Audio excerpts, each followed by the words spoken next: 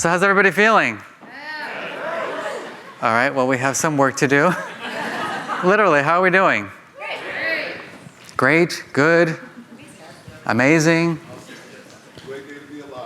All right, well, we're getting better.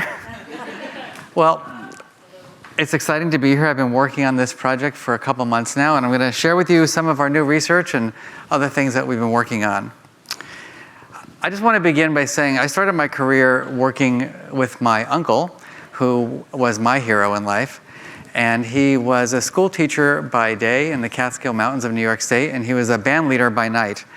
And by some wave of an amazing magic wand, he was my savior as a kid. And he was inventing a program back in the 1970s to teach kids about feelings. And I'm just proud to say that a lot of my team is here today.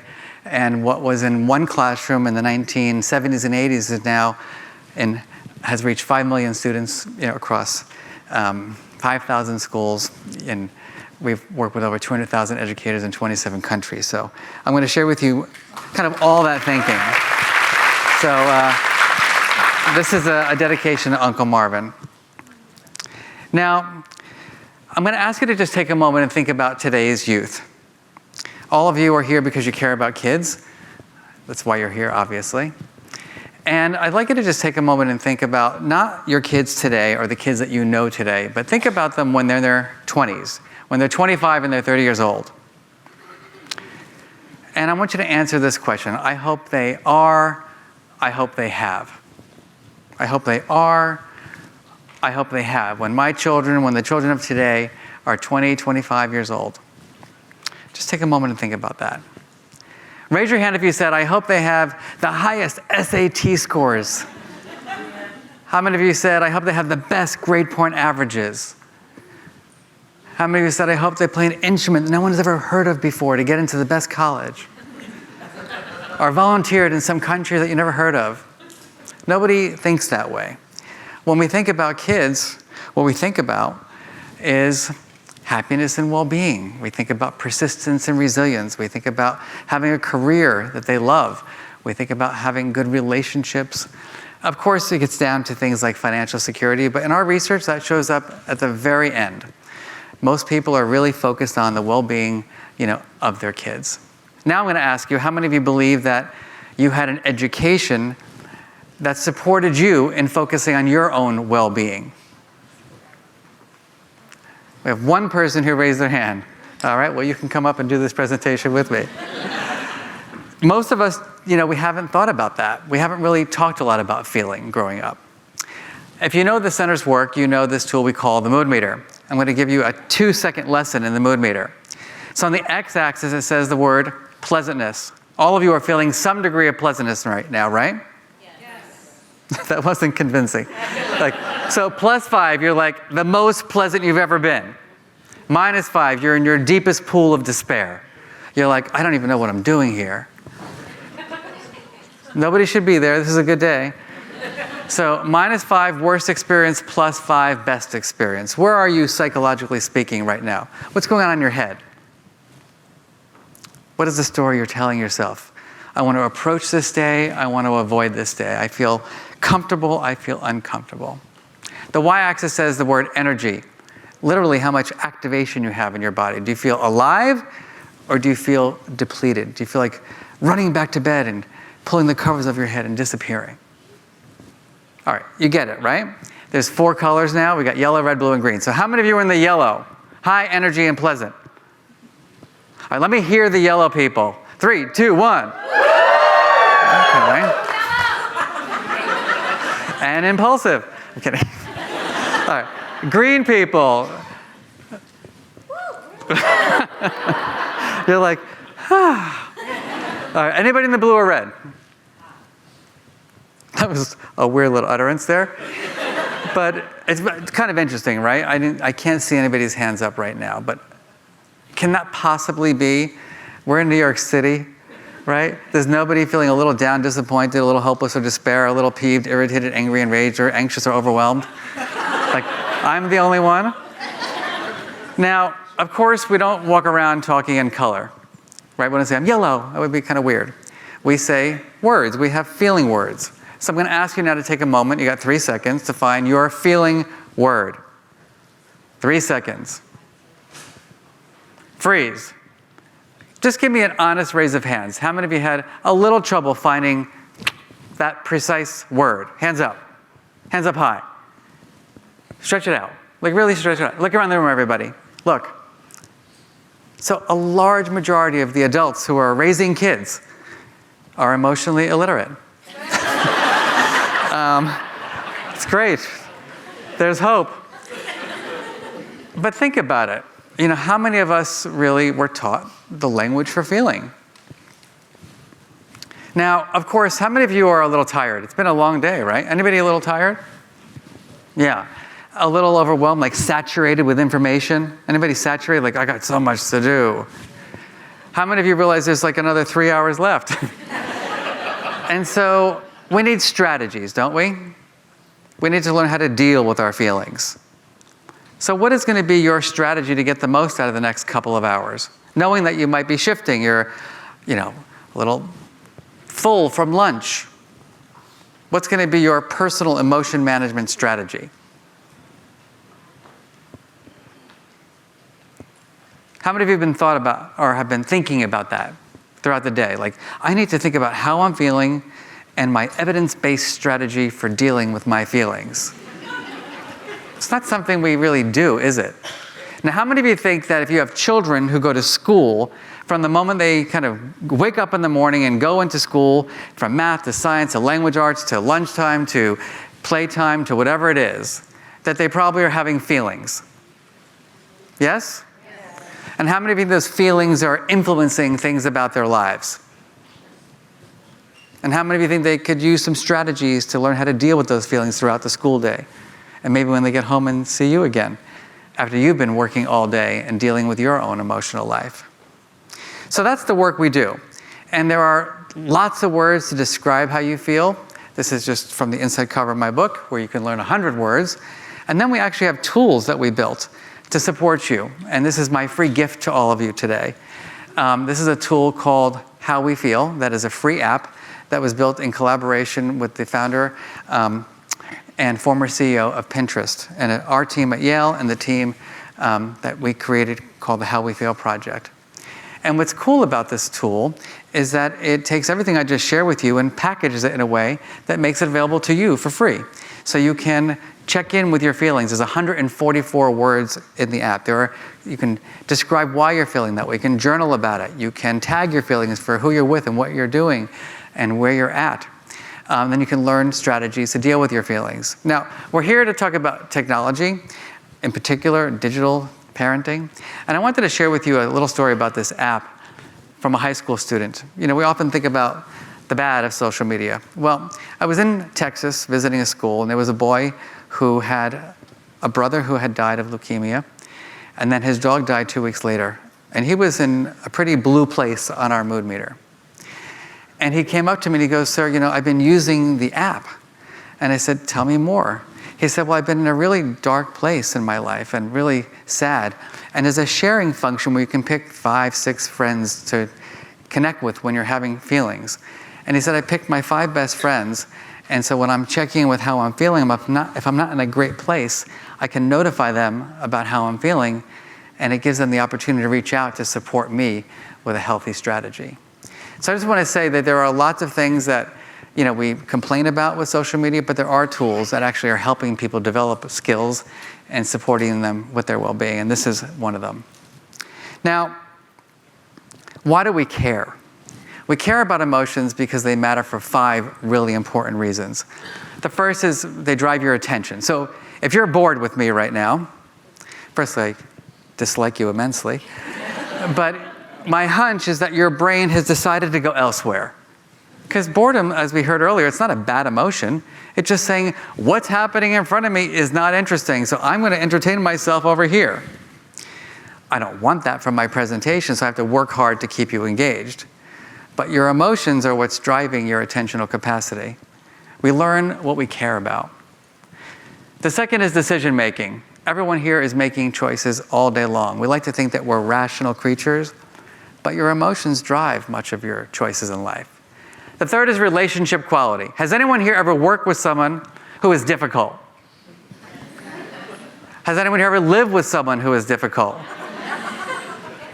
Now, just like how many of you like that person that you work with at one point in your life who was just really difficult? You had to walk on eggshells and, you were nervous all the time around them and they were activated all the time. How many of you, when you think about that person, say to yourself something like, gosh, I'd like to be with them for the rest of my life? We don't want to be around people that do that to us, right? Because emotions are signals. They tell us to approach or avoid. The fourth is physical and mental health. I think it's clear. I'll just give you one example. In research that we've done at our university, about 90% of our students have been seeking treatment to support them with their mental health. Not 9%, not 19%, but 90%. That doesn't seem, helpable, for lack of a better term. The final piece is performance. Has anyone here ever been disappointed? Anybody ever been frustrated? Has anyone here ever gotten harsh feedback? No one has ever gotten harsh. I'm the only one who gets feedback all the time. I walk into my office and I get feedback immediately, right? We all get feedback, right? And what I've learned after 20-something years working at an Ivy League university is that your IQ kind of gets you in, but doesn't get you out. And there's a resistance to learning these skills. I just want to say that up front. People tell me all the time, Professor Brackett, I didn't need emotional intelligence to get into this university. And I say, well, you're going to need it to get out because it's important. People want these skills. They're important skills in the workforce, in relationships. How many of you want to be kind of in a relationship with an emotionally dysregulated person? It's like the worst. Now, I want to share with you a little bit about the research that we've done. So first is how much did people learn about this? Well, what my research shows is not very much at all at home or at school. We haven't learned about these things growing up. I mean, think about it. How many of us had a comprehensive emotion education at home? Like I said earlier, how many of you came down the stairs in the morning and you're maybe your shoulders were down, maybe a social media post that was not so popular and you're walking down feeling a little bit uptight about it and your parent says to him, honey, I'm noticing a shift in your facial expression today. I'm noticing, let's talk about feelings over breakfast. How are you feeling? Oh, Dad, I'm fine. No, honey, let's really talk about it. I'm apprehensive. No, that's not your apprehensive face.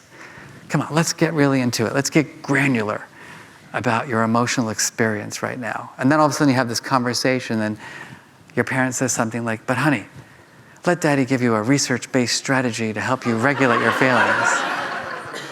I was basically told to go to my room. And guess what? At school, we learn less of it. Now, I'm going to argue that it starts with a concept that I wrote about called permission to feel.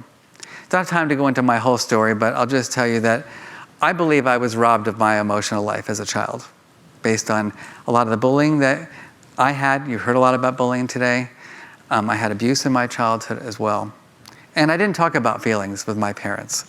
My mother was a very anxious woman. She loved me, but she would say things like, I'm having a breakdown. And I'd be like, I guess I'm not going to tell my mother how I'm feeling because she's going to have a breakdown. My father was a tough guy from here in New York. He'd say, son, you got to toughen up. I want you to look at me today. Do I look like a tough guy? But I do have a 5th degree black belt, so I can, I choose compassion. But nevertheless, there was no place to go with my emotions until Uncle Marvin came into my life. And so ever since writing this book, I've been running around the world trying to find out who had an Uncle Marvin or an Aunt Maria or anyone in their life with whom they talked about their emotions. And my research does not look so positive. Only about 40% in this sample of 10,000 people say they had someone when they were young that they could talk to about their emotions. I mean, 60% of us here don't believe there was someone that we could really relate to and talk to about our feelings. Now, you might wonder, who are these people? They're the good listeners. They're the empathic people. They're the people who don't pass a lot of judgment. I've asked these 10,000 people to describe their Uncle Marvins or Aunt Marias. The top 3 are consistent no matter where I go, and this is cross-cultural. They're empathic or empathetic, they're non-judgmental, they're good listeners. So I'm giving a talk to parents in Chicago, I don't know, a while ago, and this mother jumps out of her seat, she's like, I'm having an epiphany. I'm like, okay. She's like, I'm convinced that my daughter, she has an Uncle Marvin. But I know for sure my son doesn't. I know it. And she goes, I am leaving your presentation and I'm going to find my son his Uncle Marvin. And I looked and I'm like, lady, it could be you. And it was like this thing, like, we outsource our Uncle Marvins. No, we're like, here's your karate teacher, here's your feelings mentor. Like, it's something to really think about. I'm being honest with you right now. Because when I really kind of dig in with parents, they say, I don't have the time to be this person. I'm like, you don't have time to be non-judgmental? I don't understand that. Like, really? Like, okay, you don't have time to be empathic? Maybe you don't have time to be a good listener, but you could probably work towards making that time. But more importantly, the number 1 characteristic actually is fear. People are telling me over and over again, parents, I'm afraid to actually ask my child how they feel. Because I'm not going to know what to do when they tell me the truth. So what does that tell us? It tells us we need some skills. Now you might wonder who these Uncle Marvins are. Well, actually, of that 40%, half of them are moms. But that still tells us that 80% of the people who are giving us that permission to feel are not our own parents. So much work to do. Now, in our research, we try to look at what does this predict? And here you go. The people who have the Uncle Marvins are better at dealing with their feelings. They actually get better sleep as adults, better mental health, better physical health, greater life satisfaction, and about a 20% higher purpose in life. So what are the skills of emotional intelligence? I'm going to wrap up with this. There are 5. It's about learning how to perceive emotions accurately in oneself and others, recognizing those emotions. How am I really feeling? How are you feeling? It's about understanding where those feelings are coming from. Why am I feeling this way? What's causing that feeling? It's about using precise language. Am I anxious or am I overwhelmed? Am I down or am I disappointed? Am I ecstatic or am I just content? It's about knowing how and when to express those feelings with different people across contexts and understanding cultural rules. And at the end, it's about learning how to regulate those feelings, having those strategies to deal with our emotions, both self-regulation and co-regulation, supporting other people and managing their emotions. So I want to end with a few little resources. I actually met Dr. Alfie this morning. She was one of my first interviews.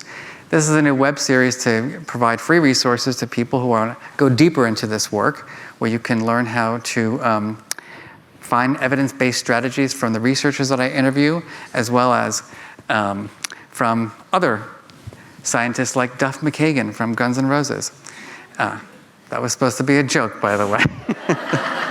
Truth is, interviewing Duff McKagan was fascinating for me, because someone who has had such a rich emotional life and then bringing the science into his lived experience was just, for me, just a remarkable experience. So please check that out. I'm going to ask you all to sit up straight in your seats.